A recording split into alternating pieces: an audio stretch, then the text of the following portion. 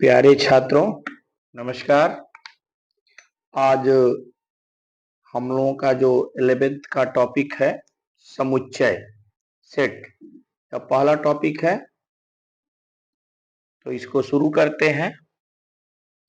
हमारे सामने एक नया शब्दावली आती है 11th में अचानक कि समुच्चय अर्थात सेट क्या है।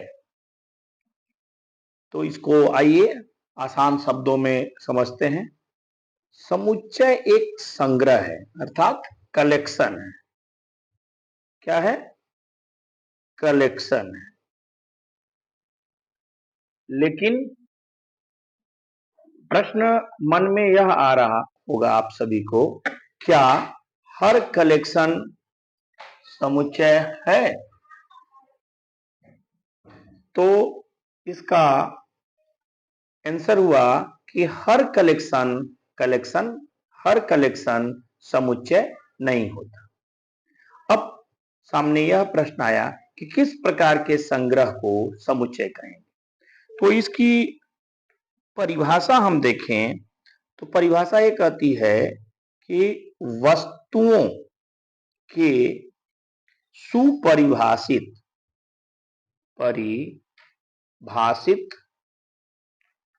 संग्रह को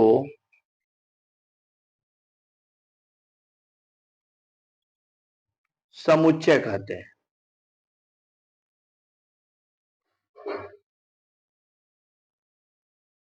अब यहां हम लोग समझते हैं कि सुपरिभाषित का मतलब क्या होता है।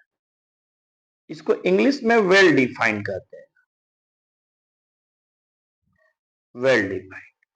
फिर से समुच्चय की परिभाषा को देखते हैं। वस्तुओं के सुपरिभाषित संग्रह को समुच्चय कहते हैं। इंग्लिश में कह सकते हैं a collection of well defined object. A collection of well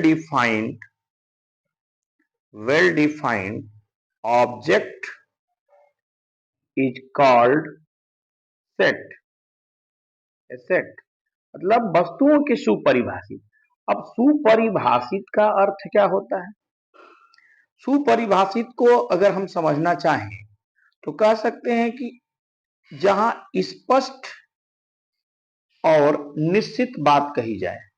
निश्चित बात मतलब जो हम कलेक्शन करना चाहते हैं उसमें स्पष्टता हो और निश्चितता हो। और एक शब्द और जोड़ सकते हैं, अगर ऑब्जेक्ट हैं कई तो उनमें आपस में विभेद की क्षमता हो अर्थात उनको अलग अलग किया जा सकता हो। ऐसा नहीं कि वो एक ही जगह अलग अलग करने में मुश्किल खड़ा हो। एक उदाहरण ले सकते हैं। अगर मैं ये कहूं कि कक्षा 11 के अच्छे बच्चों का, अच्छे छात्रों का संग्रह बनाएं और यह संग्रह समुच्चय है कि नहीं। कक्षा 11 के अच्छे छात्रों का संग्रह समुच्चय है या नहीं। फिर से इसको समझने की कोशिश किया जाए। अच्छे, अब यह अच्छा शब्द में स्पष्ट बात नहीं हो रही है किस चीज में अच्छा। क्वेश्चन एराइज हो जा रहा है कि किस चीज में वो अच्छा है। पढ़ने में अच्छा है, खेलने में अच्छा है, लिखने में अच्छा है। तो जहां पर स्पष्ट बात ना हो वहां पर वह संग्रह समुच्चय नहीं हो अर्थात यह संग्रह समुच्चय नहीं है। अगर यह और एक उदाहरण लिया जाए कि क्रिकेट जगत में अच्छे बॉलिंग करने वालों का संग्रह, बॉलिंग करने वालों का संग्रह। अब अच्छे बॉलिंग, वो अच्छा बॉलर कौन है? वो स्पिन बॉलर भी हो सकता है, फास्ट बॉलर भी हो सकता है। तो यहां भी स्पष्ट बात नहीं हो रही है, इसलिए यह संग्रह समुच्चय नहीं है। अब एक सकारात्मक उदाहरण लिया जाए।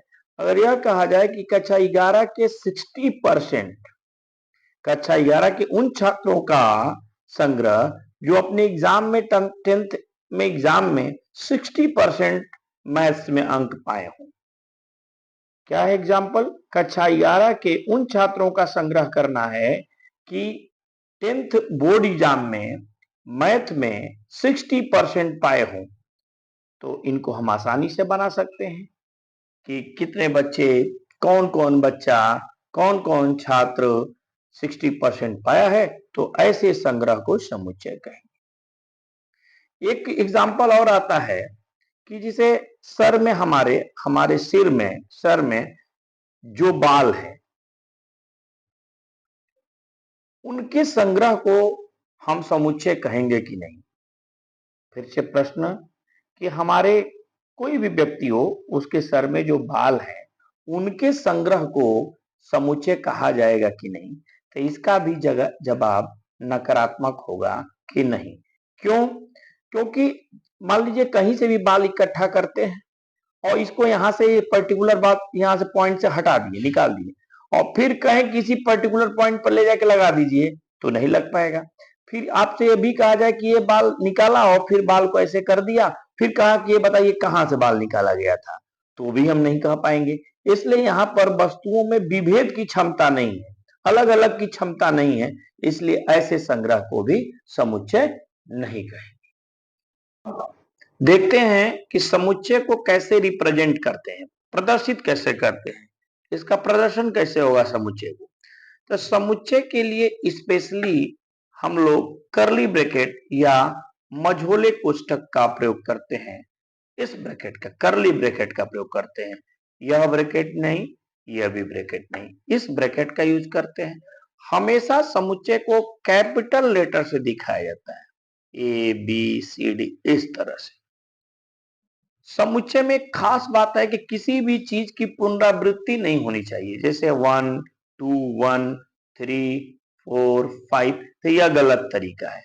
समुच्चय में 1 2 3 4 5 रिपीटेशन नहीं होना चाहिए, पुनरावृत्ति किसी भी शब्द की नहीं होना चाहिए। और समुच्चय में आर्डर का महत्व नहीं होता है। जैसे मान लीजिए लिख दिया गया 1 5 3, तो ठीक है, कोई बात नहीं, इसका मतलब 1 3 5 है, तो आर्डरिंग का महत्व नहीं, इंक्रीजिंग आर्डर में रखिए, डिक्रीजिंग आर्डर में रखिए, न रखिए, कोई दिक्कत नहीं। तो 3 बातें समुच्चय के लिए, प्रदर्शन के लिए, कि हमेशा कैपिटल लेटर का यूज करते हैं, करली ब्रैकेट में प्रदर्शित करते हैं, और समुच्चय में आर्डरिंग का कोई महत्व नहीं है, और चौथी बात, समुच्चय में किसी भी बात को रिपीट नहीं होना चाहिए। अब अगला टॉपिक है समुच्चय के अवयव। समुच्चय के अवयव, elements of A set, elements of A set, समुच्चय के अवयव। समुच्चय को हम लोग कैपिटल लेटर से दिखाते हैं, लेकिन समुच्चय जिनसे बनता है, जैसे मान लीजिए हमारा परिवार है, यह समुच्चय हो गया, और जो परिवार के लोग हैं वो क्या हो जाएंगे? अवयव हो जाएंगे, एलिमेंट हो जाएंगे। तो जैसे मान लीजिए कि एक हम उदाहरण लेते हैं, एक समुच्चय 1 2 3 4 5, ये सभी के सभी क्या है? अवयव है समुच्चय के। तो समुच्चय जिनसे बनता है, जिन वस्तुओं से बनता है, वही वस्तु अवयव कहलाते हैं। ठीक है। हाँ, अब अवयव को रिप्रेजेंट करने के लिए इस सिंबल का प्रयोग करते हैं। क्या पढ़ते हैं इसको? Belongs to. जैसे कहेंगे 1 belongs to A, 2 belongs to A, 3 belongs to A, 4 belongs to A, 5 belongs to A. इसका मतलब है, अंग्रेजी में इसको पढ़ते हैं बिलोंग्स टू, हिंदी में पढ़ते हैं अवयव है। अगर मान लीजिए 6 लिया तो यहां लिख देंगे, ऐसे लिख करके काट देंगे, तो इसका मतलब कि 6 मतलब 6 ए का अवयव नहीं है, 6 डज नॉट बिलोंग्स टू ए। एक और उदाहरण लिख के देख सकते हैं हम लोग। मान लीजिए एक उदाहरण लिया, B इक्वल टू ABC, तो कह सकते हैं A belongs to B, B belongs to B, C belongs to B। अब आगे देखते हैं, लिखा है ना एन ऑफ ए, इसको पढ़ते हैं एन ऑफ ए। इसका नाम है कार्डिनल नंबर ऑफ ए, माने ए में कितने अवयव हैं। अगर ऐसे लिख दें एन ऑफ ए, इसका मतलब ए में कितने अवयव हैं। ए में कितने अवयव हैं? 5। तो ये समुच्चय एन ए लिखने का मतलब हुआ कि समुच्चय में कुल कितने अवयव हैं। अंग्रेजी में बोलते हैं कार्डिनल नंबर ऑफ ए। एक और उदाहरण लेते हैं, B equal to A B C D. इसका मतलब कि बी में अवयवों की संख्या कुल कितनी है? 4। अब आगे देखते हैं समुच्चय किस तरीके से हम बनाएंगे। तो समुच्चय को बनाने के 2 तरीके होते हैं, एक रोस्टर फॉर्म या तालिका विधि या सूची विधि, दूसरा होता है रूल्ड मेथड, नियम विधि, रूल्ड मेथड। किसी नियम के तहत लिखा जाए, रूल्ड मेथड। मान लीजिए हम 11 में बैठे हुए हैं, कक्षा 11 के कमरे में, तो जो जो हमें चीज दिखा, चाक दिखा, डस्टर दिखा, ब्लैक बोर्ड दिखा, बीबी लिख दिया ब्लैक बोर्ड, कुछ बच्चे दिखे, स्टूडेंट दिखे, ठीक है, टीचर हैं, तो इन लोगों के कलेक्शन को एक जगह लिख दिया जाए और वही एक समुच्चय बन के तैयार हो गया। तो जो चीज हमें दिख रहा है उसको एक जगह कलेक्ट करके करली ब्रैकेट लगा दें, वो हमारा समुच्चय बन जाता है और इसी को रोस्टर फॉर्म कहते हैं। मान लीजिए बी लिख लिया, ए ई आई ओ यू, ये क्या है? वॉवेल।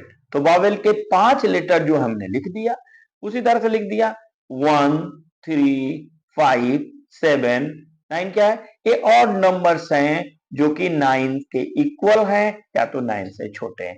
मान लीजिए एक डी ले लिया, 2 4 6 8, ये इवन नंबर्स हैं जो कि 8 से छोटे हैं अथवा 8 के इक्वल हैं। एक और ले सकते हैं, E इक्वल टू 2 3 5 7, ये क्या है? अभाज्य संख्याएं हैं, प्राइम नंबर्स हैं, ठीक है, जो कि 7 या 7 से कम है। तो आज इतना ही इस लेक्चर में, फिर हम लोग अगले लेक्चर में देखेंगे रूल्ड मेथड को। Thank you.